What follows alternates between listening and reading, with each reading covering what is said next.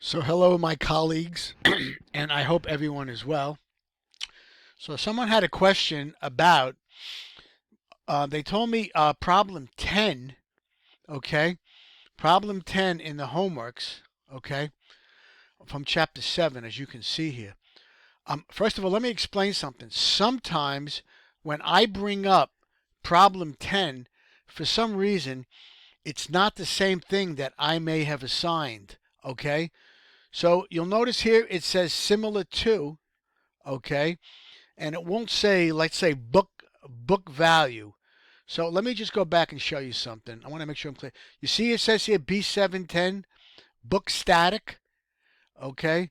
Now he said to me problem 10. Now I'm assuming he means this here 10 of 11, even though it's P7-11. Now if that's not the case, I'm sure he could email me back and let me know. But let me go through this question. And again, the numbers may be different because it says similar to. Okay? You are considering opening a new plant. The plant will cost $98.4 million upfront and will take 1 year to build. After that, it is expected to produce profits of $29.1 million at the end of every year of production. The cash flows are expected to last forever. So that's got to tell you that's a perpetuity, right?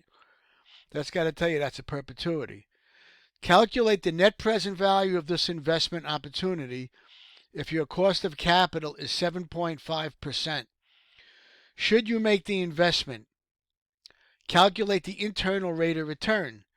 Does the internal rate of return rule agree with the net present value rule? All right, now, again, the numbers may be different from what problem you have, but the solution should be similar, okay? The only thing that may be different are the numbers. And you can tell me, you can email me and tell me that, okay? So here's the timeline.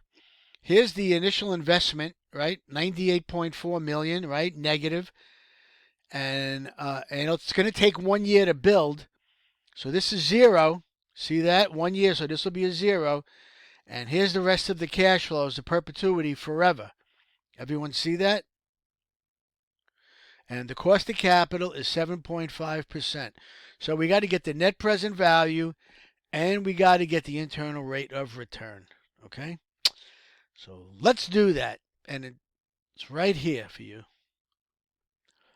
All right. So again, here is the cash flow timeline.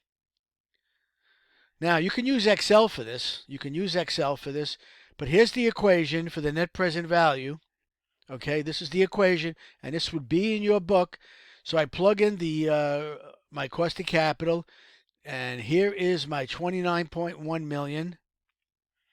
Okay, over 0.075. This is my cash flows. Here's my again cost of capital, and I subtract off my initial investment.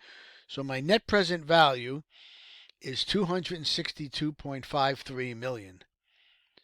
Now, since the net present value is greater than zero, you should make the investment. Okay? So that takes care of that. Now, we got to get to the internal rate of return. Okay? Okay, so I highlighted here's the net present value, and this is greater than zero, so we make the investment. Now, the internal rate of return's got to solve this equation. This equation right here is this equation right here, right? Look, but I set the basically this equal to zero. Okay, it's the point where the net present value, this equation, equals zero. Okay, I know this number right here. I know this number right here. Okay, and I know the 7.5% is right here, right? So all I got to do is that was for the net present value, but I got to solve for R for the internal rate of return at the point where this equation equals zero. And if I solve for R, which you can do, it comes out that the internal rate of return is 23.87%. And since that's greater than the 7.5% discount rate, Our internal rate of return says do the project. It gives the same result as the net present value. Okay, I hope I'm clear on that. And if anybody has any questions, let me know.